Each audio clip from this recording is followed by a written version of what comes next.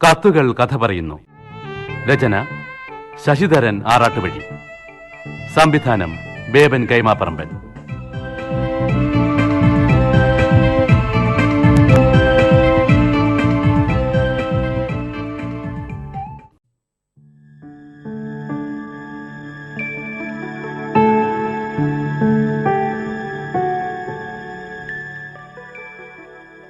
എൻ്റെ നന്ദേട്ടന് വിരസമായ ദിനങ്ങളായിരുന്നു പോയ ആഴ്ച എനിക്ക് സമ്മാനിച്ചത്. ഒരു പത്രപ്രവർത്തക അലസയാകുന്നത് കണ്ട് നന്ദേട്ടൻ ഇപ്പോൾ ഊറി ചിരിക്കുന്നുണ്ടാവുന്നറിയാം. അതും സംഭവബഹുലമായ മുംബൈ നഗരത്തിൽ. രാത്രി ഏറെ ഇരുട്ടിയിട്ടും നഗരം ഉറങ്ങിയിട്ടില്ല. ഇവിടെ ചൂട് അസഹനീയം. ജിജ്ഞാസയുണർത്തുന്ന ഒരു മാറ്റർ പോലും എൻ്റെ പത്രത്തിന് നൽകാൻ ഈ ദിനങ്ങളിൽ എനിക്കായില്ല. ദേവു നന്ദഗോപൻ എന്തു പറ്റിയെന്ന് ഞങ്ങളുടെ പത്രാധിപർ ബിശ്വാസ് ഭട്ടാചാര്യയും കളിയാക്കി ചോദിച്ചു. വാർത്താവിനിമയ സംവിധാനം അനുദിനം വളർന്നുകൊണ്ടിരിക്കുന്ന ഈ കമ്പ്യൂട്ടർ യുഗത്തിലും കത്തെഴുതി വിശേഷം അറിയിക്കാൻ മെനക്കെടുന്ന ഒരു അറുപഴഞ്ചൻ മനസ്സാണ് എൻ്റേതെന്നാണ് പുള്ളിക്കാരൻ്റെ പക്ഷം. വരികളിലൂടെ വിശേഷങ്ങൾ അറിയുമ്പോഴും അറിയിക്കുമ്പോഴുമുള്ള അവാച്യാനുഭൂതി ടെലഫോണിൻ്റെ യാന്ത്രികതയ്ക്ക് നൽകാനാവില്ലെന്ന് ആ ഫ്ലോപ്പി ഡിസ്കുണ്ടോ അറിയുന്നു. അവിടെ എന്തൊക്കെയുണ്ട് നന്ദേട്ടാ വിശേഷങ്ങൾ? ഈ ഉള്ളവളുടെ സാന്നിധ്യമില്ലാതിരുന്ന കഴിഞ്ഞ ആഴ്ചകളിൽ ക്വാർട്ടേഴ്സിൽ എന്തൊക്കെയായിരുന്നു പദ്ധതി? കൂട്ടുകാരുമായി അടിച്ചു പൊളിച്ചു കാണും. എന്നെ ഒളിക്കാൻ അവശിഷ്ടങ്ങളൊക്കെ തൂത്തുകളഞ്ഞ് വൃത്തിയാക്കി ഇട്ടിട്ടുണ്ടാവും. എന്നാലും ഞാൻ വന്നൊന്ന് കണ്ണോടിച്ചാൽ മതി കള്ളത്തരം ചെകഞ്ഞ് കണ്ടുപിടിക്കാൻ. അതുകൊണ്ട് വേണ്ടാദീനങ്ങൾക്കൊന്നും ചാടി പുറപ്പെടണ്ട കേട്ടോ. ശുഷ്കമായ ഈ ആഴ്ച വിശേഷങ്ങൾ കമ്മിയായതുകൊണ്ട് നിർത്തുന്നു. നന്ദേട്ടൻ്റെ ദേവു.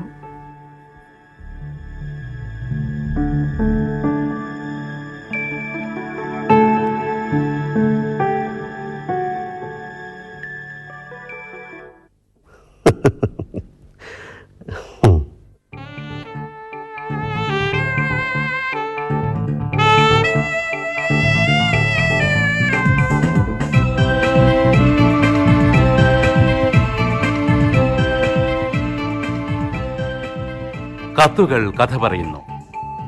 നാടകരചന ശശിധരൻ ആറാട്ടുവഴി. അഭിനേതാക്കൾ മോഹൻലാൽ, ഗണേശൻ, കൊച്ചുപ്രേമൻ, അലിയ, ജോസഫ് ഗാൻസിസ്, പള്ളിപ്പുറം ജയകുമാർ, ഭാഗ്യലക്ഷ്മി, ശാരദ നായർ, VS കലാദേവി, ലോലിത.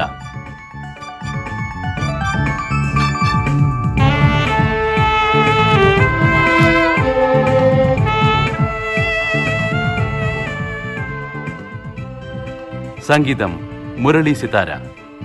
സാങ്കേതിക സഹായം S ഗോപിനാഥൻ നായർ.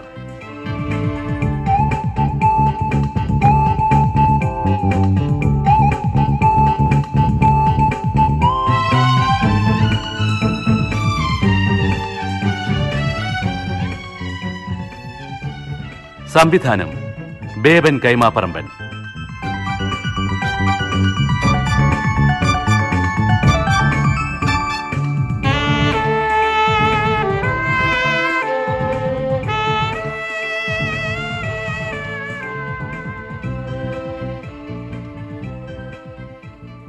കത്തുകൾ കഥ പറയുന്നു.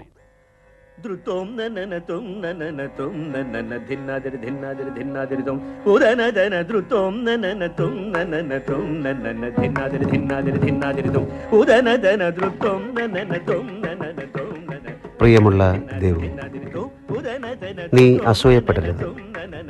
CD പ്ലെയറിൽ നിന്ന് ഉതിരുന്ന ശുദ്ധ സംഗീതത്തിന്റെ നാദവീചികൾ നമ്മുടെ ഫ്ലാറ്റിനെ വലയം ചെയ്തിരിക്കെ അതിൻ്റെ സുഖതമായ അനുഭൂതിയിൽ ക്രൈംബ്രാഞ്ച് DYSPയും കലാകാരനും സർവോപരി സാഹിത്യ കുതുകിയുമായ നന്ദഗോപൻ അദ്ദേഹത്തിൻ്റെ ചന്തമാർന്ന കൈപ്പടയിൽ ഭാര്യ ദേവുവിന് എഴുതുകയാണ്. മഹാനഗരത്തിലെ ചൂടിൽ വിയർക്കുന്ന നിനക്ക് ഞാൻ അനുഭവിക്കുന്ന ശാന്തത സഹിക്കില്ലെന്നറിയാം. പക്ഷേ ദേവു വിഷമിക്കണ്ട. ഞാനും ഉത്തരവാദിത്വത്തിൻ്റെ സമ്മർദ്ദത്തിൽപ്പെടാൻ തുടങ്ങുകയാണ്. പുതിയ കേസിൻ്റെ അന്വേഷണം നാളെ ആരംഭിക്കുന്നു. ലോക്കൽ പോലീസ് ഏറ്റെടുത്ത് അന്വേഷണം തുടങ്ങിയതാണ്. പൗരസമിതിക്കാരുടെ പ്രക്ഷോഭത്തെ തുടർന്ന് അന്വേഷണം ഞങ്ങളുടെ ഡിപ്പാർട്ട്മെൻറ്റിന് കൈമാറി. ആർക്കിയോളജി ഡിപ്പാർട്ട്മെൻറ്റിൽ എത്തിനോളജിസ്റ്റായ ഹരിദാസിൻ്റെ ഭാര്യ അഖില ഗ്യാസ് സിലിണ്ടർ ലീക്കായി വെന്തു മരിച്ചു. കൊലപാതകമാണെന്നാണ് ആരോപണം. ഹരിദാസ് അഖില ദമ്പതികൾക്ക് നമ്മളെപ്പോലെ കുട്ടികളില്ല. ഇരുവർക്കും ഏകദേശം നമ്മുടെ തന്നെ പ്രായം. സ്ത്രീ പീഡനത്തിന് ഇരയായതാണ് തൻ്റെ മകളെന്ന് അഖിലയുടെ മാതാപിതാക്കൾ ശഠിക്കുന്നു. നീ ഒരു ഇൻവെസ്റ്റിഗേറ്റീവ് ജേർണലിസ്റ്റ് അല്ലേ? നിനക്ക് എന്ത് തോന്നുന്നു? പ്രഥമ വിവര റിപ്പോർട്ടുകൾ വിരൽ ചൂണ്ടുന്നതും കൊലപാതകത്തിലേക്ക് തന്നെയാണ്. ആ കൃത്രിമ സൗന്ദര്യത്തിൻ്റെ ചാരുത തുളുമ്പി നിൽക്കുന്ന ആ യുവതിയെ കത്തിച്ച് ചാമ്പലാക്കിയത് ഭർത്താവ് തന്നെയാണോ എന്നാണ് അറിയേണ്ടത്. നിന്റെ പത്രപ്രവർത്തക ബുദ്ധി ഈ കത്ത് കിട്ടിയാലുടൻ പ്രവർത്തന നിരതമാകുമെന്ന് എനിക്കറിയാം. അവിടെ സ്കൂപ്പൊന്നും കിട്ടിയില്ലെങ്കിലും ബോറടിക്കണ്ട. ഭർത്താവ് ഏറ്റെടുത്തിരിക്കുന്ന ഈ കേസ് നിന്റെ ചുഴിഞ്ഞ ബുദ്ധിയുടെ മൂശയിലിട്ടൊന്ന് പദം വരുത്തി നോക്കുക. ഞാൻ നാളെ ആ വീട് സന്ദർശിക്കുന്നുണ്ട്. ഹരിദാസിനെ ചോദ്യം ചെയ്യുന്നുമുണ്ട്. തുടർന്ന് വിശദാംശങ്ങൾ അറിയിച്ചുകൊണ്ടേയിരിക്കാം.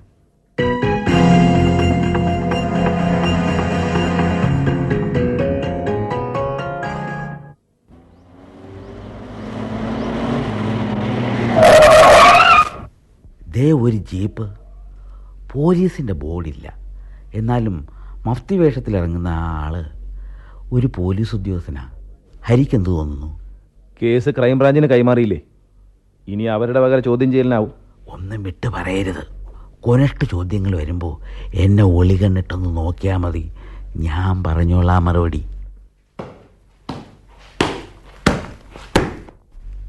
ആരാ? മനസ്സിലായില്ലല്ലോ. ക്രൈംബ്രാഞ്ചിൽ നിന്ന് DYSP നന്ദഗോപൻ. നിങ്ങളാണോ ഹരിദാസ്? അതെ സാർ, ഇരിക്കൂ. ഇത് എൻ്റെ സുഹൃത്താ. കേട്ട് കാണും. അഡ്വക്കേറ്റ് ഇക്ബാൽ വെങ്ങോല. ഹരിദാസിൻ്റെ സുഹൃത്ത് മാത്രമല്ല, വക്കീലും കൂടിയാ. ഹരിക്ക് വേണ്ടി കോടതിയിൽ ഹാജരാകാൻ പോകുന്നത് ഞാനാ. അപ്പോൾ കോടതിയിൽ ഹാജരാകേണ്ടി വരുമെന്ന് ഉറപ്പിച്ചു? അത് പിന്നെ വേണ്ടി വരില്ലേ? ഒരു പണിയുമില്ലാത്ത പൗരസമിതിക്കാർ കൊത്തിപ്പോക്കിയ കേസല്ലേ. ഇപ്പോൾ തന്നെ ഒരു മുൻകൂർ ജാമ്യം മൂവ് ചെയ്യുന്നതിനെ പറ്റി സംസാരിച്ചുകൊണ്ടിരിക്കുകയായിരുന്നു ഞങ്ങൾ. ഓഹോ, അപ്പോൾ ഒരു അറസ്റ്റും പ്രതീക്ഷിക്കുന്നുണ്ട്? ഇല്ലെങ്കിൽ പിന്നെ വക്കീലിൻ്റെ വേഷം കെട്ടേണ്ട കാര്യമില്ലല്ലോ. ഇന്ന് ഏതൊരു പൗരനും ഒരു മുൻകൂർ ജാമ്യം മേടിച്ച് വയ്ക്കുന്നത് നല്ലതാ. എന്നാൽ നേരം കളയാതെ വക്കീലെ ജാമ്യം മേടിക്കാൻ വേണ്ടത് ചെയ്യുക. എനിക്ക് ഹരിദാസിനെ കുറച്ചു നേരം തനിച്ച് വേണം.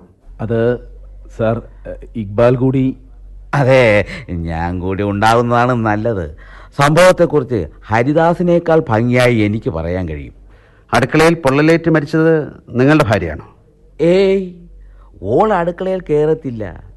സ്ത്രീകളുടെ ജീവിതം അടുക്കളയിൽ പാഴാക്കാനുള്ളതല്ല എന്ന പക്ഷക്കാരിയാണ് മൈമുന. ഞാനും അതെ. നല്ല മൊഞ്ചും കൈപുണ്യമുള്ള ഒന്നാന്തര ഒരു സർവൻ്റാണ് എൻ്റെ അടുക്കളയിൽ നിൽക്കുന്നത്. അവനും സ്ത്രീയല്ലേ?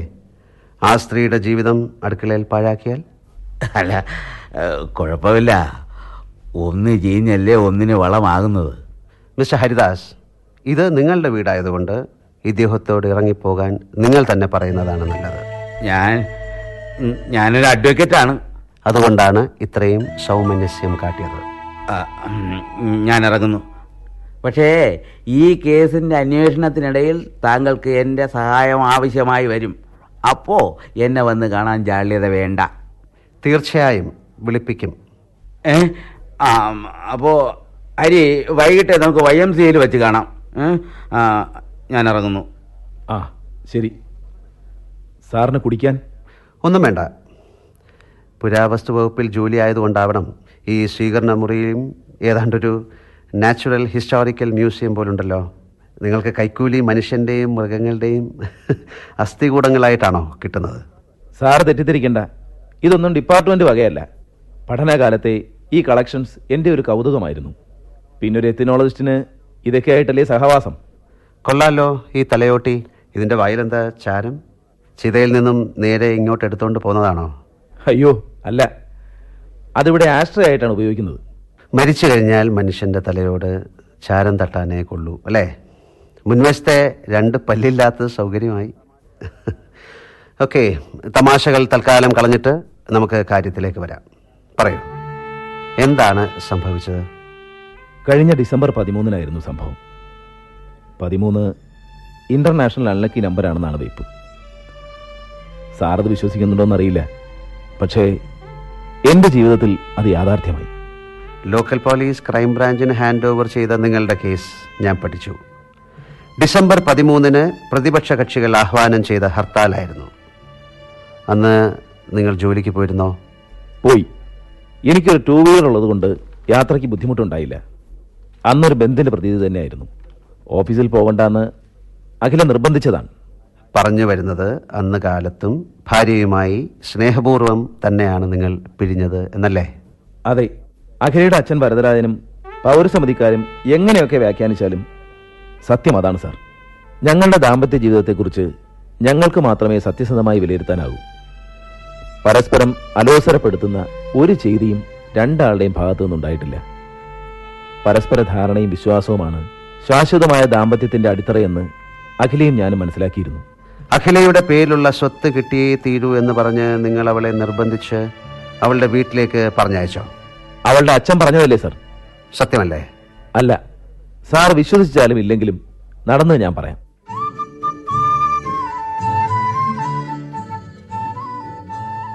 പ്രകൃതി രമണീയമായ കായൽക്കരയിലെ 12 ഏക്കറോളം വരുന്ന തെങ്ങിൻ തോപ്പിന് നടുവിലാണ് അഖിലയുടെ വീട്.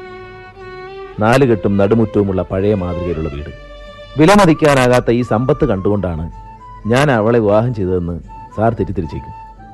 പക്ഷേ അല്ല. വിവാഹാലോചന വേളയിൽ സ്ത്രീധനമായിട്ട് എന്ത് തരുമെന്ന് ഞാനോ എൻ്റെ വീട്ടുകാരോ ചോദിച്ചിട്ടില്ല. അഖിലേക്ക് അവർ കൊടുത്ത ആഭരണങ്ങൾ ബാങ്ക് ലോക്കറിലുണ്ട്. ഹൗസിംഗ് ലോണും എൻ്റെ കയ്യിലുണ്ടായിരുന്ന കരുതലും കൊണ്ടാണ് ഞാൻ ഈ വീട് വെച്ചത്. ഇടയ്ക്കൊക്കെ ഞങ്ങൾ ഒന്നിച്ച് അവളുടെ വീട്ടിലേക്ക് പോകുമെന്നല്ലാതെ അവിടെ നിന്ന് ഒരു സഹായവും ഞാൻ ചോദിച്ചിട്ടുമില്ല, പ്രതീക്ഷിച്ചിട്ടുമില്ല. സംഭവം നടക്കുന്നതിന് ഒരാഴ്ച മുമ്പ് ഞങ്ങൾ അവിടെ പോയിരുന്നു.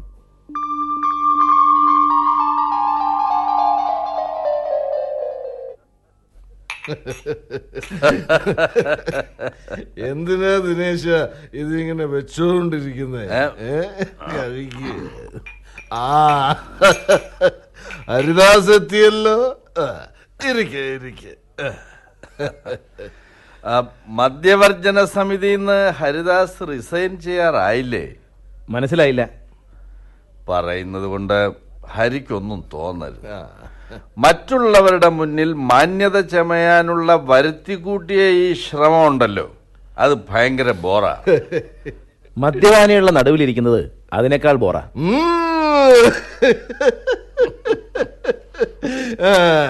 ഇല്ല ഹരി, അധികം ഇരുത്തി ബോറടിപ്പിക്കത്തില്ല. കാണണമെന്ന് പറഞ്ഞത് കമ്പനി കൂടാൻ വേണ്ടിയല്ല, പ്രധാനപ്പെട്ട ഒരു സംഗതി സംസാരിക്കാനാ. പേടിക്കണ്ട, സാമ്പത്തിക സഹായമൊന്നും ചോദിക്കാനല്ല. അല്ലെങ്കിൽ തന്നെ ഒരു എത്നോളജിസ്റ്റ് വിചാരിച്ച എന്ത് നടക്കാനാ? നരവംശാസ്ത്രജ്ഞൻ, പേര് കേമമാ, പക്ഷേ ഗസറ്റഡ് റാങ്ക് പോലും അല്ല. 6675 10550 സ്കെയിലും. വേണ്ട ദിനേശ, വേണ്ട. പടർപ്പിൽ തല്ലാതെ കാര്യങ്ങൾ സൂചിപ്പിച്ച പോരെ. ഹരിക്ക് പോകാനും തിടുക്കം കാണും. അതെ, ഭാര്യ വീട്ടിൽ അന്തി ഉറങ്ങില്ലെന്ന് ഇളയ മരുമകന് നിർബന്ധമാണല്ലോ. അതിന് മൂത്ത മരുമകൻ സ്ഥിരമായിട്ടുണ്ടല്ലോ ഇവിടെ, എന്തിനും ആളായിട്ട് ഉണ്ട്. എനിക്കതിൽ ഒരു കുറച്ചിലുമില്ല. വയസ്സായ അച്ഛനും അമ്മയ്ക്കും ഒരാൺതുണ വേണ്ടേ? ഹരിക്കാണെങ്കിൽ ബിസിനസ്സിലൊന്നും താല്പര്യവും ഇല്ല. അത് അച്ഛന്റെ മകളെ വിവാഹം ചെയ്യുന്നതിന് മുമ്പ് ഞാൻ പറഞ്ഞിട്ടുള്ളതാണല്ലോ. അതെ അതെ അതെ. അല്ലേ, ഈ പെണ്ണുങ്ങളകത്തിരുന്ന് എന്തെടുക്കുക? നാക്കെ തൊടാൻ ഒന്നുമില്ലാതെ ഇതെങ്ങനാ മോന്തുന്നത്? അത് ശരിയാ, പറഞ്ഞ പോലെ ചിക്കൻ മാറ്റി വെച്ചിട്ട് അമ്മയും മക്കളും കൂടി പരദൂഷണം പറയുവാന്നാ തോന്നുന്നേ.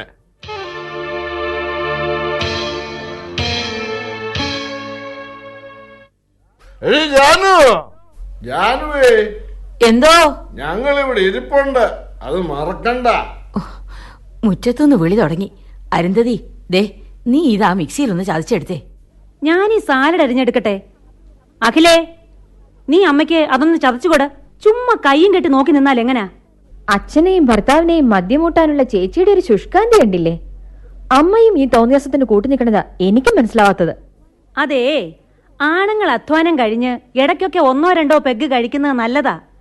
ഒരു ദുശീലവും ഇല്ലാതെ മര്യാദരാമന്മാരായി നടക്കുന്നവരെ എന്തിനു കൊള്ളാം. അമ്മയ്ക്കും ചേച്ചിയുടെ അഭിപ്രായം തന്നെയാ?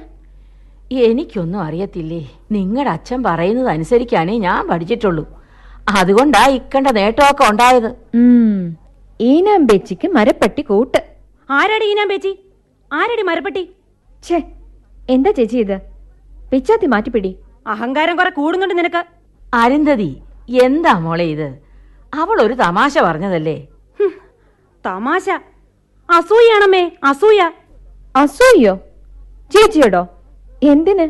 എന്റെ ഭർത്താവ് ബിസിനസ് ചെയ്ത് 4 കാശുണ്ടാക്കുന്നതിന്റെ അസൂയ. നിനക്ക് മാത്രമല്ല, നിന്റെ കെട്ടിയവനും ഉണ്ടാ മാനസിക രോഗം. ഒരു NGOയ്ക്ക് വന്നാലും പോയാലും എന്തോ കിട്ടാനാ? കിട്ടുന്നത് കൊണ്ട് ഞങ്ങൾ ഒതുങ്ങി കഴിഞ്ഞോളാം. ചേച്ചിയുടെ അടുത്ത് സഹായം ചോദിച്ചു വരില്ല, പോരെ? നിങ്ങളിങ്ങനെ മുഖത്തോട് മുഖം നോക്കിയാൽ ഉടനെ കീരിയും പാമ്പും പോലെ പെരുമാറുന്നത് കുറച്ച് കഷ്ടമാണ്. മുമ്പില്ലായിരുന്നല്ലോ ഈ പ്രകൃതമൊന്നും. ചേച്ചി ഇപ്പോ ഉന്നതങ്ങളിൽ സ്വാധീനമുള്ള കോടീശ്വരനായ ബിസിനസ്സുകാരന്റെ ഭാര്യയല്ലേ? അപ്പൊ പിന്നെ ഇത്തിരി അഹങ്കാരവും പൊങ്ങച്ചവും തലേ കയറിയില്ലെങ്കിൽ എങ്ങനെയാ? ദേ, നിലത്ത് നിക്കടി. 2 വർഷം കൂടുതൽ പഠിച്ചെന്ന് കരുതി തലയിൽ കയറാൻ നോക്കണ്ട. എന്റെ സ്വഭാവം നീ വിചാരിച്ചാൽ ഒന്നും മാറത്തില്ല. അയ്യോ, ഞാനിങ്ങനെ തെറ്റിദ്ധരിച്ചിട്ടില്ലേ. പിന്നെ എന്നോടുള്ള ദേഷ്യം പാത്രത്തിനോട് തീർക്കണ്ട. വല്ലപ്പോഴും നീ ഇങ്ങോട്ട് എഴുന്നള്ളുന്നത് വഴക്കടിക്കാനാണോ? ഇല്ലമ്മേ, ഞാൻ നിൽക്കുന്നത് കൊണ്ട് വഴക്ക് വേണ്ട. ഞങ്ങൾ പോയേക്കാം. പക്ഷെ വിളിച്ചു വരുത്തി അപമാനിക്കരുതെന്ന് അച്ഛനോടൊന്ന് പറഞ്ഞേക്ക്. മോളെ, അഖിലേ, നിക്ക്.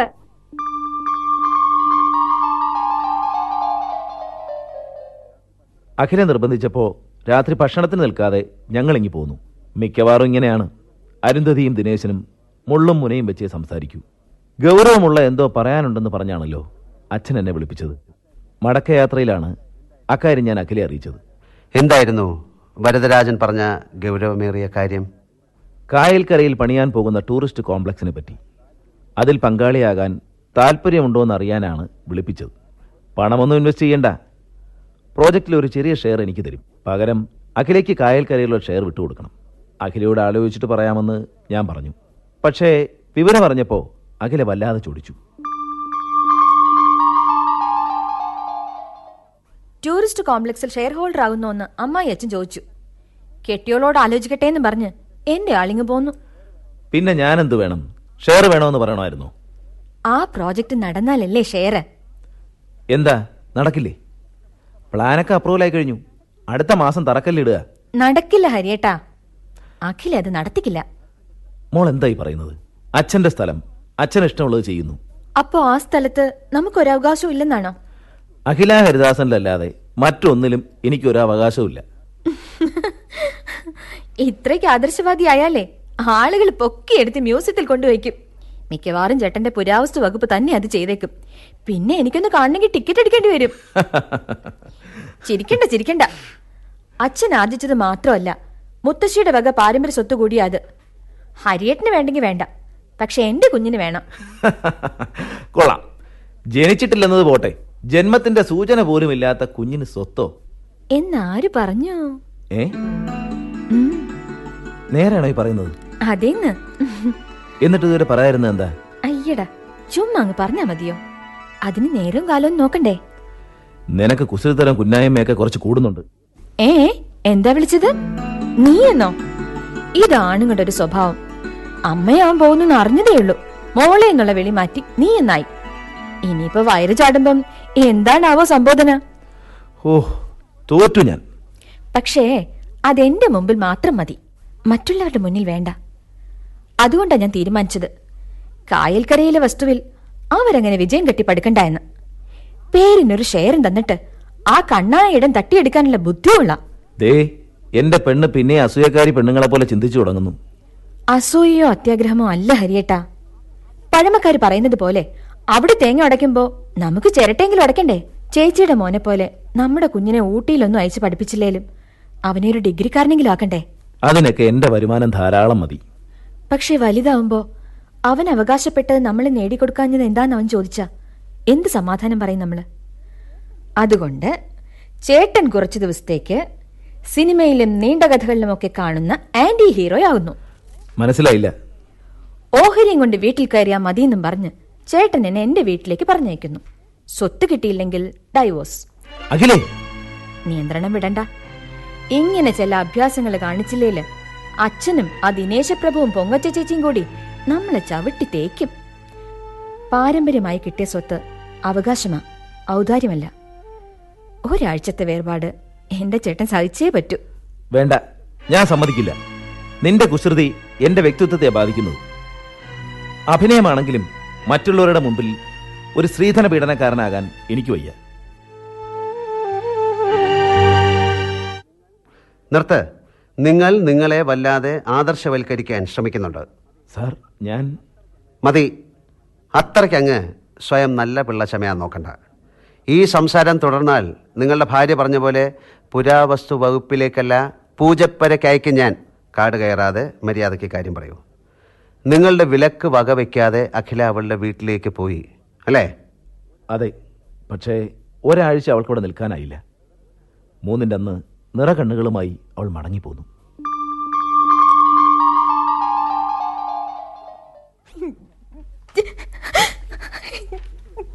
എന്താ എന്ത് പറ്റി മോളെ?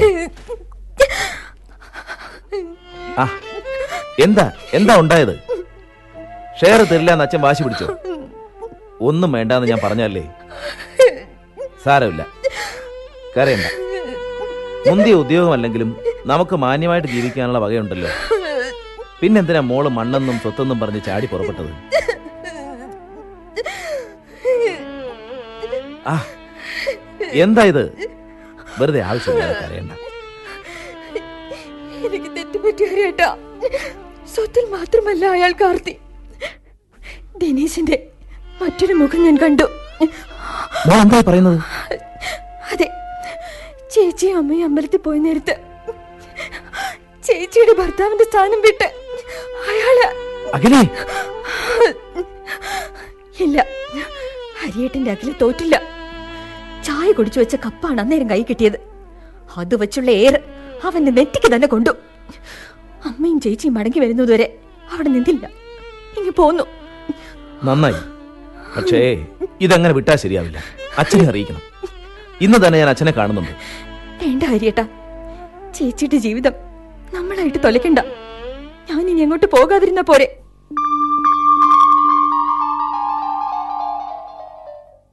അതോടെ ആ പ്രശ്നം കഴിഞ്ഞില്ലേ? ഇല്ല, എനിക്കത് ഉള്ളിലൊതുക്കാനായില്ല. അഖിലെ അറിയിക്കാതെ ഞാൻ ദിനേശിനെ ചെന്ന് കണ്ടു. എന്തായിരുന്നു അയാളുടെ പ്രതികരണം? അഖിലയ്ക്ക് അവനോട് താല്പര്യമുണ്ടായിരുന്നത്രേ. അത് നടക്കാതെ വന്നപ്പോ തന്നെ അവഹേളിക്കാൻ മനഃപൂർവ്വം അവൾ കെട്ടിച്ചമച്ച കഥയാണെന്ന് പറഞ്ഞു. എന്റെ പൗരുഷത്തെ വരെ അവഹേളിച്ച് സംസാരിച്ചു അവൻ. അവിടെയും ക്ഷമാശീലനായ ഒരാദർശവാദിയായി നിങ്ങളെല്ലാം കേട്ടുനിന്നു. ഒരളവോളം സാറിന്റെ വിലയിരുത്തൽ സത്യമാണ്. അവനെ ശാരീരികമായി നേരിടാനുള്ള കെൽപ്പ് എനിക്കില്ലാതെ പോയി. അവന്റെ നെറ്റിയിലെ ബാൻഡേഡ് സത്യത്തിന്റെ സാക്ഷിയാണെന്നോർത്ത് ഞാൻ സ്വയം സമാധാനിച്ചു. പിന്നീട് എന്താ ഉണ്ടായത്? ആ രാത്രിയിൽ തികച്ചും അസ്വസ്ഥനായിരുന്നു ഞാൻ. അഖില എന്നെ ആശ്വസിപ്പിച്ചു. ആ സംഭവം എന്നേക്കുമായി മറക്കാൻ അവൾ ഉപദേശിച്ചു. പിറ്റേന്ന് ഓഫീസിലേക്ക് പോകുമ്പോൾ പതുപോലെ അവൾ ഗേറ്റ് വരെ വന്ന് യാത്രയാക്കി. സാധാരണയിൽ കവിഞ്ഞ് അപ്പോൾ ഒരു മാറ്റവും ഞാൻ അവൾ കണ്ടില്ല. ഹർത്താലായതുകൊണ്ടാകണം സുരക്ഷിതനായി എത്തിയോന്നറിയാൻ 10 കഴിഞ്ഞപ്പോൾ അഖില ഫോൺ ചെയ്തിരുന്നു. പിന്നെ സോമശേഖര സാറിന്റെ വീട്ടിൽ നിന്ന് ഫോൺ കിട്ടി ഓടിയെത്തുമ്പോൾ ഫയർഫോഴ്സിൽ വിവരമറിയിച്ചതും സോമശേഖരൻ നായരുടെ വീട്ടിൽ നിന്ന് തന്നെയാണോ? അതെ. ഞാൻ വരുമ്പോഴും തീ അണഞ്ഞിട്ടുണ്ടായിരുന്നില്ല. അടുക്കളയിലേക്ക് ഒന്നേ നോക്കിയുള്ളൂ. ഫയർഫോഴ്സുകാർ കത്തിക്കരിഞ്ഞ ദേഹം പൊക്കിയെടുക്കുന്നത് ഒരു മിന്നായം പോലെ ഞാൻ കണ്ടു. ബോധം വരുമ്പോ ഞാൻ ആശുപത്രിയിലാണ്.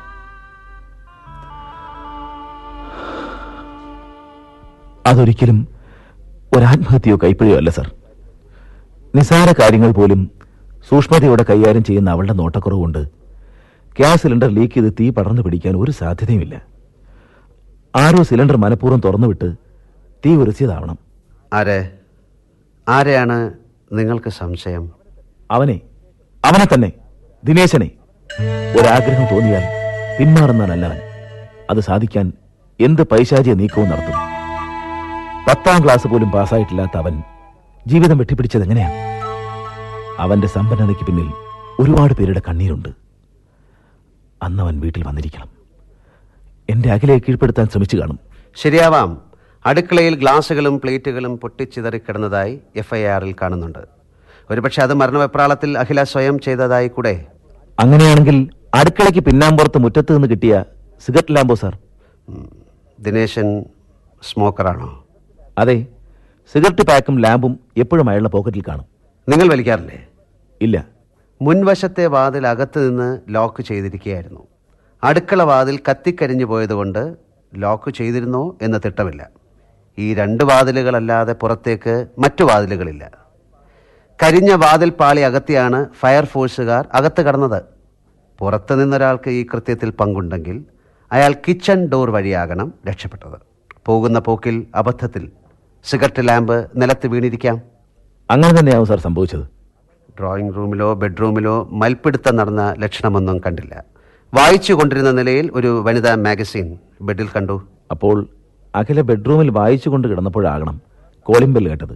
പുറത്താരാ വന്നിരിക്കുന്നത് എന്ന് ഡോറിൽ ഫിറ്റ് ചെയ്തിരിക്കുന്ന ലെൻസിലൂടെ അകത്ത് നിന്ന് നോക്കിയാൽ കാണാമല്ലോ. കാണാം. ദിനേശനാണ് വന്നിരുന്നെങ്കിൽ അഖില വാതിൽ തുറന്ന് അയാളെ അകത്ത് കയറാൻ അനുവദിക്കുമായിരുന്നോ? അത് ഒരുപക്ഷെ അഖില ഡോർ തുറന്നിട്ട് സിറ്റൗട്ടിലെങ്ങാനും ഇരിക്കുകയായിരുന്നെങ്കിൽ ദിനേശന് വന്ന പാടെ അകത്ത് കയറിക്കൂടെ? ദിനേശനെ തന്നെയാണ് നിങ്ങൾക്ക് സംശയം. ഈ സംശയം എന്തുകൊണ്ട് ലോക്കൽ പോലീസിന്റെ മൊഴിയിൽ നിങ്ങൾ ഉന്നയിച്ചില്ല? ആ സമയത്ത് അങ്ങനെ ഒരു ആലോചന പോയില്ല. പിന്നീട് നിങ്ങളുടെ വക്കീൽ സുഹൃത്ത് ഇക്ബാൽ വെങ്ങോലയുമായി ആലോചിച്ച് കണ്ടെത്തിയ നിഗമനമാവും.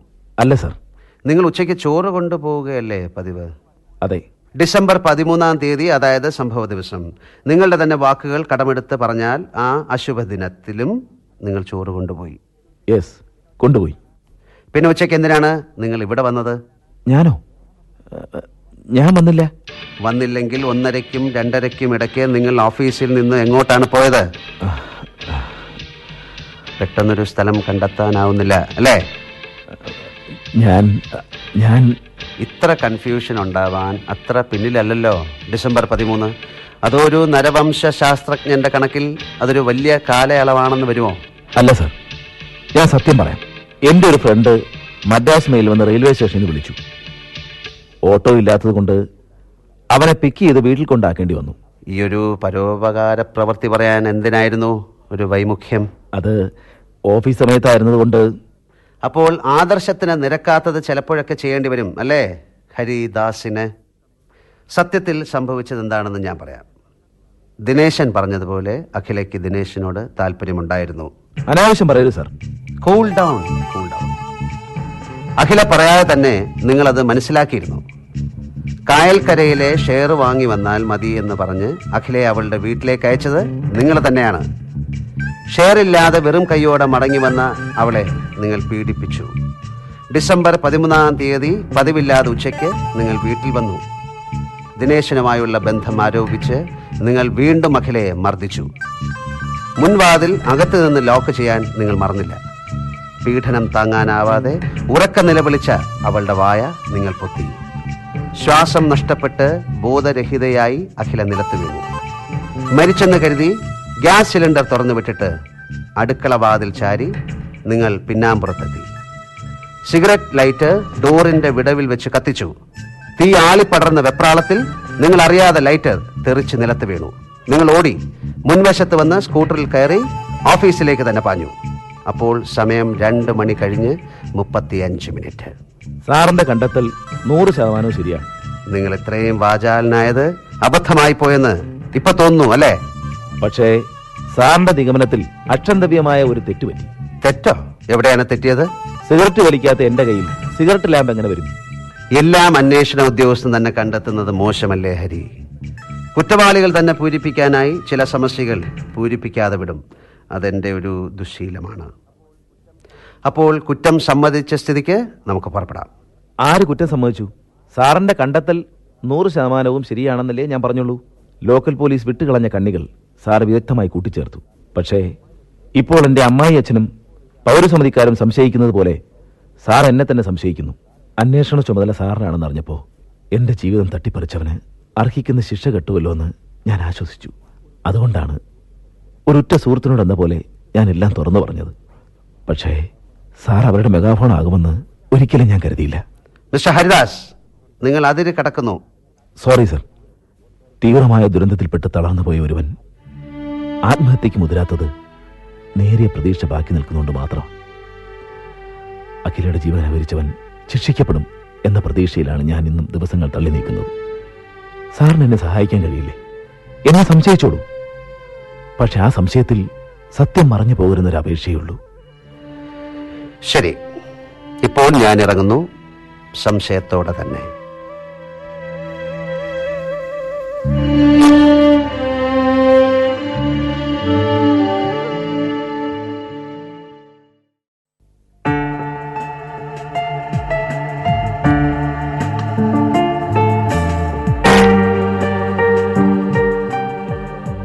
നന്ദേട്ടാ, ക്രൂരമായിപ്പോയി.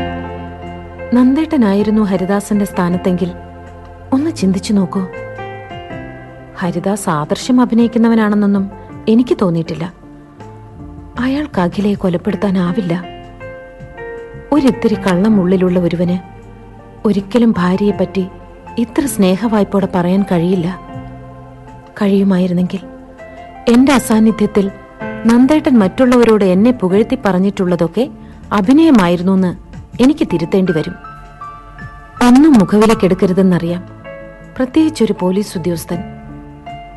നന്ദേട്ടൻ സൂചിപ്പിച്ചതുപോലെ ദിനേശൻ അന്ന് അവിടെ വന്നിരിക്കാൻ സാധ്യതയില്ല. അയാളാണെന്നറിഞ്ഞാൽ അഖില ഒരിക്കലും വാതിൽ തുറന്നു കൊടുക്കില്ല. ബെഡ്റൂമിലെ ഫാനിന്റെയും ടേബിൾ ലാമ്പിന്റെയും സ്വിച്ച് ഓൺ ചെയ്ത നിലയിലായിരുന്നതുകൊണ്ട് വായിച്ചുകൊണ്ടിരുന്ന അഖില കോളിംഗ് ബെൽ കേട്ട് വാതിൽ തുറന്നത് തന്നെയാ. ഒന്നുകിൽ പരിചയക്കാരൻ, അല്ലെങ്കിൽ ഒഴിവാക്കാനാവാത്ത ആരോ. അഡ്വക്കേറ്റ് ഇക്ബാൽ വെങ്ങോല ഹരിദാസന്റെ സുഹൃത്താണെന്നല്ലേ പറഞ്ഞത്? ഇനിയൊരു പക്ഷേ അയാളാകുമോ? മനസ്സ് പതറാൻ അധിക നേരമൊന്നും വേണ്ടല്ലോ.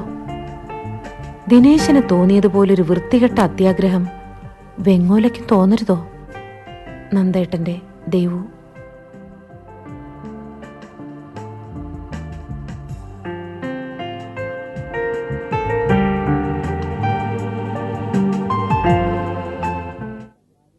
മൂന്നും നാലും തവണ ഞാൻ ഹരിയുടെ വീട്ടിൽ പോകാറുണ്ട്. വെറും ഒരു ചങ്ങാതി മാത്രമല്ല, ഞാൻ അവൻ്റെ കുടുംബ സുഹൃത്ത് കൂടിയാണ്. ഹരി ഇല്ലാത്തപ്പോഴും പോയിട്ടുണ്ട്. പക്ഷേ ആ ശപിക്കപ്പെട്ട ദിവസം ഞാൻ ആ നിയോജക മണ്ഡലത്തിൽ കാലെടുത്ത് കുത്തിയിട്ടില്ല. മിസ്റ്റർ വെങ്ങോല അല്ലാതെ വേറെ സുഹൃത്തുക്കൾ ആരൊക്കെയുണ്ട് ഹരിക്ക്? സുഹൃത്തുക്കളെന്ന് എടുത്തു പറയാനായിട്ട് ഞാനല്ലാതെ ആരുമില്ല. അങ്ങനെ അനാവശ്യമായ കമ്പനികളിൽ ചെന്ന് ചാടുന്ന ഇനമല്ല അത്. പിന്നെ ഹരിയുടെ വീടങ്ങ് കാസർഗോഡ് ആയതുകൊണ്ട് ബന്ധുക്കളുടെയും സ്വന്തക്കാരുടെയും വരവ് കമ്മിയാ. ഇക്ബാൽ ഇന്ന് ഫ്രീ ആണോ? ഫ്രീ ആണോ എന്ന് ചോദിച്ചാൽ അല്ല. തിങ്കളാഴ്ച ഹൈക്കോർട്ടിൽ കേസുണ്ട്, അതിൻ്റെ പ്രിപ്പറേഷനിലാണ്. ആ, സാറ് പത്രത്തിൽ വായിച്ചിരിക്കും കളങ്കരയിൽ നടന്ന ഇരട്ടക്കൊലപാതകം. ഓർക്കുന്നു, ആ കേസിൽ സെഷൻ കോർട്ട് പ്രതിക്ക് വധശിക്ഷ വിധിച്ചതല്ലേ? അതെ, ആ വിധി ദുർവിധി ആയതുകൊണ്ട് ഞാൻ അപ്പീൽ കൊടുത്തു. അപ്പീൽ തള്ളിയാൽ ഞാൻ സുപ്രീം കോർട്ടിൽ പോവും. ഡൽഹിയിലെ ഈ ഇലക്ട്രിക് സാധനങ്ങൾക്ക് വില വളരെ കുറവാണെന്ന് കേട്ടു. എൻ്റെ വീടിപ്പോൾ വയറിംഗ് സ്റ്റേജിലാണ്. ഒരു പോക്ക് പോയാൽ അംഗവും കാണാം, താലയും മുടിക്കാം. ആട്ടെ, കളങ്കര കേസിൽ താങ്കളുടെ കക്ഷി നിരപരാധിയാണെന്ന് കരുതുന്നുണ്ടോ? ഒരിക്കലുമില്ല. കക്ഷിയെ കക്ഷിഭേദമന്യേ രക്ഷിക്കുക എന്നതാണ് ഒരു നിയമജ്ഞൻ്റെ ആത്യന്തികമായ കടമ. പോലീസിൻ്റെയും സമൂഹത്തിൻ്റെയും ശാരീരികവും മാനസികവുമായ പീഡനമേറ്റ് ആ സകലം കീറി പറഞ്ഞ് അവശനായി വരുന്ന കക്ഷിക്ക് നിയമത്തിൻ്റെ ആനുകൂല്യം നേടിക്കൊടുക്കാൻ ഞങ്ങൾ സദാ ജാഗരൂകരാണ്. അവിടെ നിങ്ങൾ പോലീസുകാർ ഉറക്കമിളച്ചിരുന്ന് കെട്ടിച്ചമച്ച ബാലിശമായ തെളിവുകൾ ഞങ്ങൾ പിച്ചി കീറി ചവറ്റുകൊട്ടേ തള്ളും. എന്നിട്ട് കക്ഷിക്ക് അനുകൂലമായ തെളിവുകൾ റീക്രിയേറ്റ് ചെയ്യും. ഹരിദാസിന്റെ കേസിലും ഈ അടവ് തന്നെയാണോ പ്രയോഗിക്കുന്നത്? അല്ല, ഇവിടെ ഞാൻ കുറെ കൂടി വിജിലൻ്റ് ആവും. കാരണം കക്ഷിയേക്കാൾ ഉപരി ഹരി എൻ്റെ ഇൻറ്റിമേറ്റ് ഫ്രണ്ടാണ്. സിഗരറ്റ് കാണുമോ ഒന്നെടുക്കാൻ? പിന്നെന്താ, ഇവിടെ ഇരുന്ന് വലിക്കുന്നത് ശരിയല്ലല്ലോ എന്ന് കരുതി എടുക്കാതിരുന്നതാ. ഇവിടെ ഇപ്പം നമ്മൾ രണ്ടാളല്ലേ ഉള്ളൂ, സാരമില്ല. ഓ, ഈ ലൈറ്റർ പുതിയതാണോ? അതെ, അളിയൻ കുവൈറ്റിൽ നിന്ന് കൊണ്ടുവന്നതാ. പഴയത് ഹരിദാസിന് കൊടുത്തല്ലേ? ആര് പറഞ്ഞു? കൊള്ളാം, മണിക്കൂറുകൾ കൊണ്ട് ഞങ്ങൾ ആജീവനാന്ത സുഹൃത്തുക്കളായില്ലേ. വെങ്ങോലെ ഭയങ്കര ഇഷ്ടമാണ് പുള്ളിക്ക്. നിങ്ങളെപ്പറ്റി പറയുമ്പോൾ അയാൾക്ക് 1000 നാവാണ്. പക്ഷേ അതിലൊരു നാവ് പിഴച്ചു. ഹരിക്ക് ഞാൻ ലൈറ്റർ കൊടുത്തിട്ടില്ല. പട്ടിക്കാരെങ്കിലും പുതിയ തേങ്ങ പ്രസന്റ് കൊടുക്കുവോ? സിഗരറ്റ് വലിക്കാത്ത ഹരിക്ക് എന്തിനാ ലൈറ്റർ? ആ ലൈറ്റർ പിന്നെ ആർക്കാണ് കൊടുത്തത്? അയ്യോ, ആർക്കും കൊടുത്തില്ല. ഈ ഡൊണേഷനും പ്രസന്റേഷനും ഇങ്ങോട്ട് വാങ്ങുമെങ്കിലും അങ്ങോട്ട് കൊടുക്കുന്ന പതിവില്ല. അങ്ങനത്തെ ഒരു ഫാമിലിയെ പറഞ്ഞവനാ ഞാൻ. അപ്പോൾ ഈ ലൈറ്ററോ? ഇവിടെ നോക്കട്ടെ. ഇങ്ങോട്ടായണ്ട, അവിടെ ഇരുന്നുകൊണ്ട് കണ്ടാൽ മതി. ഇത് ഹരിയുടെ വീടിന്റെ പിന്നാമ്പുറത്തുനിന്ന് പോലീസിന് കിട്ടിയതാണ്. ഇത് നിങ്ങളുടെ പഴയ ലൈറ്റർ അല്ലേ? സാറിന് മറ്റൊന്നും തോന്നരുത്, ഇതെന്റെ അല്ല. ശരി, നിങ്ങൾക്ക് പോകാം. അല്ല, ഈ ലൈറ്ററിന്റെ ഉടമസ്ഥാവകാശം ഉറപ്പിക്കാനാണോ സാർ എന്നെ വിളിച്ചു വരുത്തിയത്? ഇത് ഫോണിൽ കൂടെ ചോദിച്ചാൽ പോരായിരുന്നോ? എന്താ, ബുദ്ധിമുട്ടായോ? ഏയ് ഇല്ല, ഒത്തിരി നാളായിട്ട് വിചാരിക്കുന്നു ക്രൈംബ്രാഞ്ച് ആഫീസ് ഒന്ന് കാണണമെന്ന്. കൊള്ളാം, നല്ല വൃത്തിയും മെനയുണ്ട്. അപ്പോ വരട്ടെ? 1 മിനിറ്റ്. ഇതാ നിങ്ങളുടെ കയ്യിൽ നിന്ന് വാങ്ങിയ സിഗരറ്റ്. സാറിന് വേണ്ടേ? ഇരുന്ന് തിന്നുന്നവനെ തുരന്ന് തിന്നുന്ന ശീലം എനിക്കില്ല. അയ്യേ,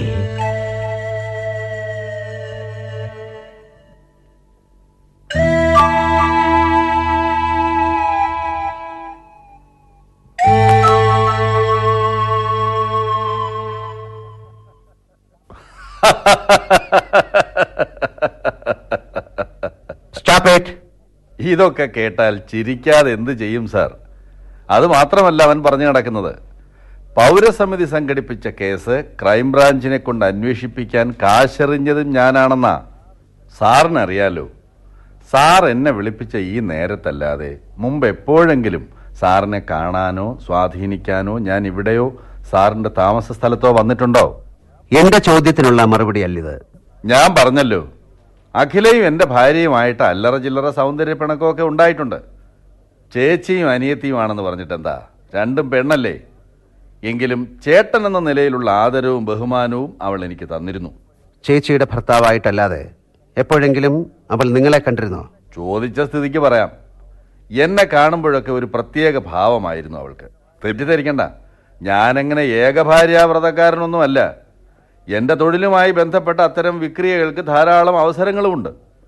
പക്ഷേ അഖിലയുടെ നോട്ടവും കിന്നാരവും ഒക്കെ അപക്വമായ ഒരു മനസ്സിൻ്റെ ചാബല്യമായി ഞാൻ കണ്ടിട്ടുള്ളൂ. ചിലപ്പോഴൊക്കെ ക്രൂരമായ നോട്ടം കൊണ്ട് ഞാൻ ആ കുട്ടിയെ താക്കീത് ചെയ്തിട്ടുമുണ്ട്. മറിച്ചൊരു നോട്ടവും നിങ്ങളിൽ നിന്ന് അവൾ കേൾക്കേണ്ടി വന്നിട്ടില്ല. പറഞ്ഞല്ലോ സാർ, ഞാൻ അത്ര മാന്യനൊന്നുമല്ല. മദ്യവ്യവസായിയായ എനിക്ക് ഒന്നും ഒളിച്ചു വയ്ക്കാനുമില്ല. തിരുനെറ്റിക്കൊരു പാട് കാണുന്നല്ലോ, എങ്ങനെ പറ്റിയതാ അത്? ഡിസംബർ 13 ഹർത്താലിന് കാറിൽ സഞ്ചരിക്കുമ്പോൾ പിറവത്ത് വെച്ചൊരു ഏറ് കിട്ടി, അതിൻ്റെ ആ പാട്. അപ്പോൾ ഹർത്താലിൻ്റെ അന്ന് അഖില മരിക്കുമ്പോൾ ദിനേശൻ സ്ഥലത്തില്ലായിരുന്നു അല്ലേ? ഇല്ല, ഞാനന്ന് കോട്ടയം റേഞ്ചിലായിരുന്നു. മൊബൈൽ ഫോണിൽ വിവരം കിട്ടിയാണ് വന്നത്. അഖിലയുടെ കൊലപാതകത്തെ സംബന്ധിച്ച് കൂടുതലായിട്ട് എന്തെങ്കിലും പറയാനുണ്ടോ? ആട്ടിൻ തോലിട്ട ചെന്നായാണ് ഹരിദാസ്. ഒന്നല്ല, 9 മുഖമാണ് അവനുള്ളത്. അതിസുന്ദരിയായ അഖിലയുടെ ഭർത്താവാകാൻ ഒരു യോഗ്യതയുമില്ലാത്ത വെറും ഒരു NGO ഭാരിച്ച സ്വത്തിനു വേണ്ടി അവളെ കൊന്നതാണ്. അഖിലയെ കൊന്നതുകൊണ്ട് ഹരിദാസിന് സ്വത്ത് കിട്ടോ? അവൾ ജീവിച്ചിരുന്നപ്പോൾ കൊടുക്കാത്ത സ്വത്ത് മരിച്ചാൽ നിങ്ങൾ കൊടുക്കുമോ? അത്രത്തോളമൊന്നും ആ മണ്ടൻ ആലോചിച്ചിട്ടുണ്ടാവില്ല. ഹരിദാസ് തന്നെയാണ് ഈ കൊലയ്ക്ക് പിന്നിലെന്ന് ദിനേശന് സംശയമേ ഇല്ല. എന്തിനു സംശയിക്കണം? സാക്ഷിമൊഴികളും സാഹചര്യ തെളിവുകളും ഇപ്പോഴേ അവനെതിരല്ലേ. പിന്നെന്താ അറസ്റ്റിന് വൈകുന്നതെന്നാണ് എനിക്ക് മനസ്സിലാവാത്തത്. അവിടെയല്ലേ കുഴപ്പം. മുൻകൂർ ജാമ്യം എടുത്തു വെച്ചിട്ടുണ്ട് ഹരിദാസ്. നിങ്ങളും അതിലൊരെണ്ണം എടുത്തു വെക്കുന്നത് നല്ലതാ.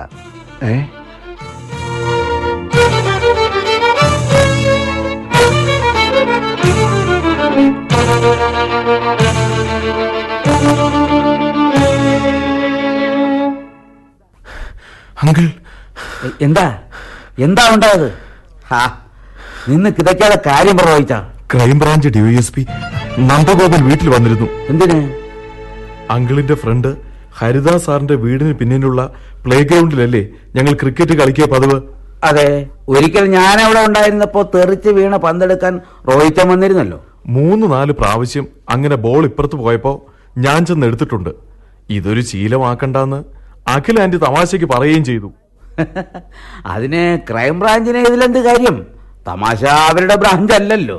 ഡിസംബർ 13-ാം തീയതി ഹർത്താലിന്റെ അന്ന് ഞാൻ ബോൾ എടുക്കാൻ അവിടെ ചെന്നിരുന്നോ എന്ന് ചോദിച്ചു. എടാ, വാഹനങ്ങൾ നിരത്തിലിറക്കരുതെന്നല്ലേ ഹർത്താൽ ആഹ്വാനം ചെയ്തിരുന്നുള്ളൂ. ക്രിക്കറ്റ് ബോൾ എടുക്കരുതെന്ന് അവര് പറഞ്ഞിട്ടില്ലല്ലോ. ആ, പിന്നെന്ത് ചോദിച്ചു? ഞാൻ സിഗരറ്റ് വലിക്കുവോ എന്ന്. ഓ, ഇതെന്തൊരു കൂത്ത്! കൊലക്കേസ് അന്വേഷിക്കാൻ ഇറങ്ങിയ ആള് സിഗരറ്റ് വലിക്കുന്ന ആളിനെ തപ്പി നടക്കണോ? ആ, കാശ് മുടക്കി സിഗരറ്റ് വാങ്ങി വലിക്കുന്ന ശീലം കാണത്തില്ലായിരിക്കും. ഡാഡി ഫോൺ ചെയ്തപ്പോ മമ്മിയാ കാര്യം പറഞ്ഞത്. ഡാഡിയാ പറഞ്ഞത് പെട്ടെന്ന് അങ്കിളിനെ വന്നൊന്ന് കാണാൻ. തരക സാർ ഇപ്പൊ എവിടെയുണ്ട്? കൽക്കത്തയില. മറ്റന്നാൾ വരും. റോഹിച്ചൻ പേടിക്കണ്ട, നമുക്ക് ഒരു മുൻകൂർ ജാമ്യം എടുത്തു വെക്കാം. അതെന്നാത്തിനാ? എന്നാ ശ്രദ്ധിച്ച് കേട്ടോണം. നമ്മുടെ കാലയിൽ ഒരു മുള്ള് കയറിയാൽ അത് പുറത്ത് ചാടിക്കാൻ മുള്ളുകൊണ്ട ഭാഗത്തിൻ്റെ ചുറ്റുവട്ടത്ത് നമ്മൾ ശരിക്കൊന്ന് ഞെക്കാറില്ലേ? അതെ. ആ, അതുപോലെ സമൂഹ ശരീരത്തിൽ തറയ്ക്കുന്ന മുള്ളാണ് ക്രൈം. ക്രൈം പുറത്തു കൊണ്ടുവരാൻ ആ പരിസരത്തുള്ളവരെ ചിലപ്പോൾ ചെറുതായിട്ടൊന്ന് ഞെക്കേണ്ടി വരും. ചിലപ്പോൾ നിരപരാധികളും അതിൽ പെട്ടേക്കാം. ആട്ടെ, ഡിസംബർ 13-ാം തീയതി പന്തെടുക്കാൻ അകത്ത് കയറിയിട്ട് മോന് വേണ്ടാധീനം വല്ലതും തോന്നിയോ? അങ്കിൾ, അല്ല, ഈ ഇന്റർനെറ്റ് യുഗത്തില് നിങ്ങളെപ്പോലുള്ള ഫാസ്റ്റ് ഫുഡ് മനസ്സുകളെ വിശ്വസിക്കാൻ കൊള്ളത്തില്ല. അതുകൊണ്ട് ചോദിച്ചു പോയതാ. അന്ന് ഞാൻ കളിക്കാൻ ഗ്രൗണ്ടിൽ വന്നതാ. പക്ഷെ വിനുവും ടോമിയും അനന്തും ഒന്നും വന്നില്ല. കുറെ നേരം നിന്നിട്ട് ഞാനങ്ങ് പോയി. അപ്പോ അഖിൽ ആന്റി മുറ്റത്ത് തുണി തിരുമ്മി വിരിക്കുന്നത് കണ്ടു. ഒരു ഹായ് പോലും പറയാതെയാ ഞാൻ പോന്നത്. ഒരു ഹായ് പറയാമായിരുന്നില്ലേ? പറഞ്ഞിരുന്നെങ്കിൽ പറയാത്തതിലുള്ള ദുഃഖം ഒഴിവാക്കാമായിരുന്നു. ആ DYSP ഇനി എന്നെ ചോദ്യം ചെയ്യുവോ അങ്കിൾ? റോഹിച്ചൻ ധൈര്യമായിട്ട് പോയി ക്രിക്കറ്റ് കളിച്ച് വിക്കറ്റഡ്. ഞാൻ മുൻകൂർ ജാമ്യത്തിന്റെ പേപ്പേഴ്സ് ഒന്ന് നീക്കട്ടെ.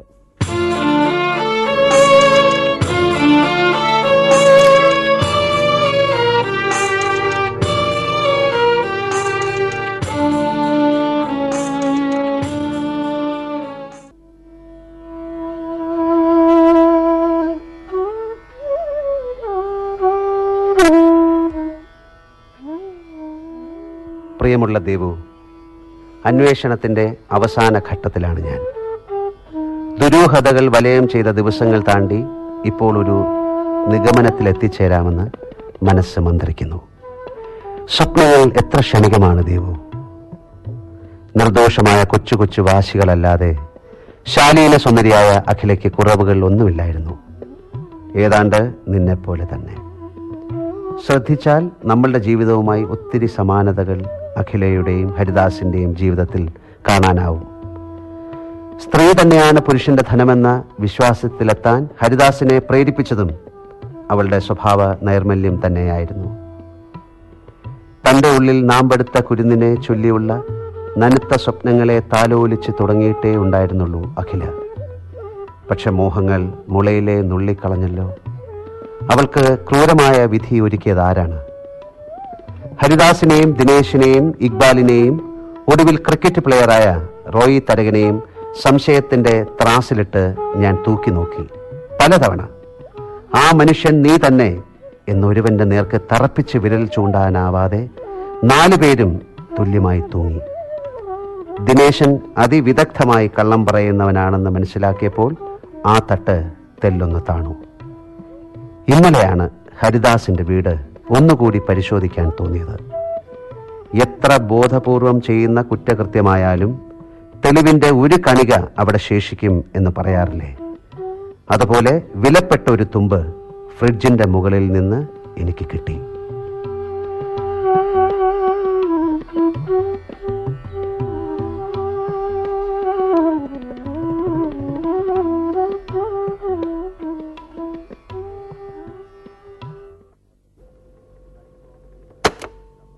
ദാ ഇപ്പോൾ ടേപ്പ് ഓട്ടോ സ്റ്റോപ്പായി.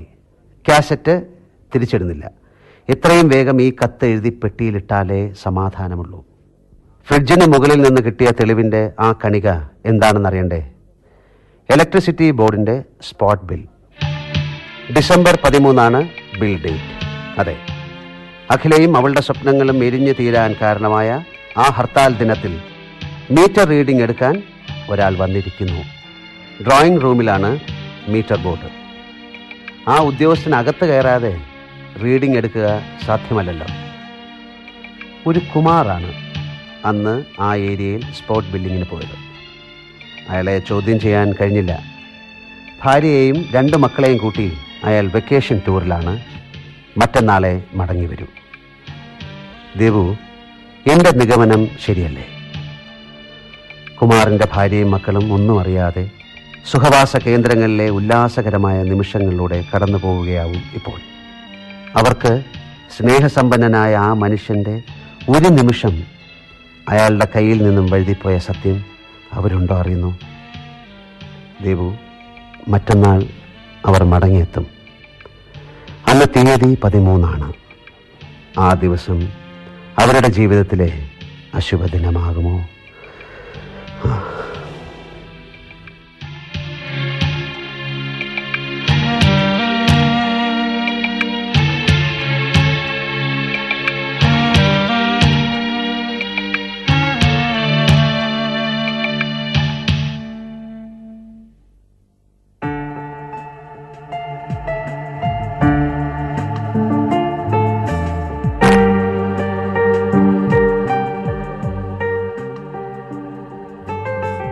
നന്ദേട്ടാ, ഞാൻ വരികയാണ്. പത്രത്തിന്റെ ആവശ്യവുമായി ബന്ധപ്പെട്ടാണ് ഈ വരവ്. 5-8 ദിവസം ഈ മഹാനഗരത്തിന്റെ തിരക്കിൽ നിന്നൊഴിഞ്ഞു നിൽക്കാം. ഈ ആഴ്ചയിലെ നന്ദേട്ടന്റെ 2ാമത്തെ കത്ത് ഇന്നലെയാണ് കിട്ടിയത്. കത്തിലെ വരികളിലൂടെ കടന്നു പോകവേ മനസ്സിൽ നൊമ്പരത്തിന്റെ നനവ്. കുമാറിനെ കോടതി റിമാൻഡ് ചെയ്തപ്പോൾ എന്റെ നന്ദേട്ടൻ ഔദ്യോഗിക ജീവിതത്തിൽ ഒരിക്കൽ കൂടി വിജയം ആവർത്തിച്ചു. പക്ഷേ അയാളുടെ ഭാര്യയും കുട്ടികളെയും കുറിച്ച് ഓർത്തപ്പോൾ നമ്മൾ എന്തിനാണ് ഇതൊക്കെ ഓർക്കുന്നതെന്ന് നന്ദേട്ടൻ ചോദിച്ചേക്കാം. നേരാണ്. മറ്റുള്ളവരുടെ വേദനയെപ്പറ്റി ചിന്തിക്കാൻ പോയാൽ നീതി എങ്ങനെ നടപ്പാക്കാനാവും? ഏത് നിമിഷമാണ് മനുഷ്യനിലെ മൃഗം ഉണരുന്നതെന്ന് നിർവചിക്കാനാവില്ലല്ലോ. കുമാർ കുറ്റം സമ്മതിച്ചുവെന്നല്ലാതെ സംഭവത്തെക്കുറിച്ച് നന്ദേട്ടൻ വിസ്തരിച്ചെഴുതിയില്ലല്ലോ. നടന്നത് ഇങ്ങനെയാവുമെന്ന് നന്ദേട്ടന്റെ ഈ ഇൻവെസ്റ്റിഗേറ്റീവ് ജേർണലിസ്റ്റ് കരുതുന്നു.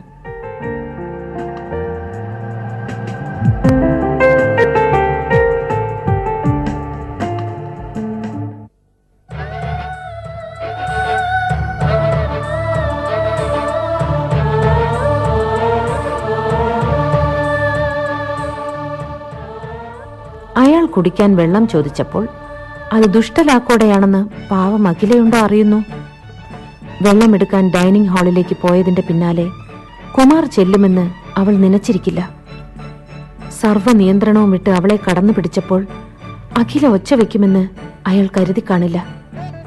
വായി ബലമായി അമർത്തിപ്പിടിച്ചപ്പോൾ ശ്വസിക്കാനാവാതെ ബോധം കെട്ട് നിലം പതിച്ച് അവൾ മരിച്ചെന്ന് ആ മൃഗം കരുതിയിരിക്കും. വലിച്ചിഴച്ച് കിച്ചണിൽ കിടത്തിയിട്ട് ഗ്യാസ് തുറന്നുവിട്ട് തീ കൊളുത്തി പിൻവാതിലിലൂടെ ഓടിയകന്നപ്പോൾ രക്ഷപ്പെടലിലേക്കാണ് ആ ഓട്ടമെന്ന് അയാൾ തെറ്റിദ്ധരിച്ചു. പഴയ വീട് വാങ്ങി പുതുക്കി പണിയുമ്പോൾ മീറ്റർ ബോർഡ് പുറത്തു മാറ്റി സ്ഥാപിക്കാനുള്ള സാമാന്യ വിവേകം ഹരിദാസന് ഇല്ലാതെ പോയല്ലോ. ആ അവിവേകത്തിന് ബലിയാടായതോ പാവം അഖില. ഈ ദുരന്തം ഒരു സ്ത്രീക്ക് ഉണ്ടാവാതിരിക്കട്ടെ. നിഷ്കളങ്കയായ അഖിലയെക്കുറിച്ചുള്ള ദുഃഖസ്മരണയോടെ ഞാൻ നിർത്തുന്നു. നന്ദേട്ടന്റെ മാത്രം ദേവു.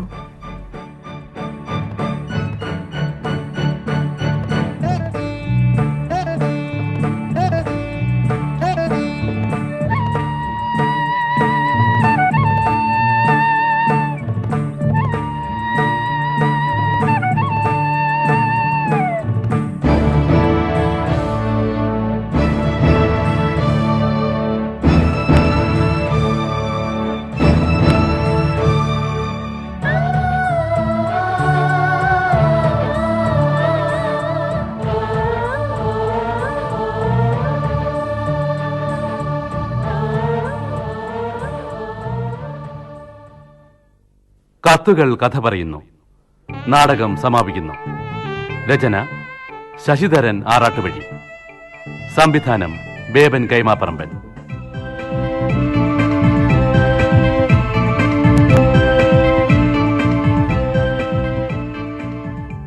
കഥാപാത്രങ്ങളും ശബ്ദം നൽകിയവരും: ഡിവൈഎസ്പി നന്ദഗോപൻ മോഹൻലാൽ, ഹരിദാസ് ഗണേശൻ, ദിനേശൻ അലിയാർ, ഇക്ബാൽ വെങ്ങോല കൊച്ചുപ്രേമൻ, ഭരതരാജൻ ജോസഫ് ഗാൻസിസ്, റോയി തരകൻ പള്ളിപ്പുറം ജയകുമാർ, ദേവു നന്ദഗോപൻ ഭാഗ്യലക്ഷ്മി, അഖില BS കലാദേവി, ജാനു ശാരദാ നായർ, അരുന്ധതി ലോലിത.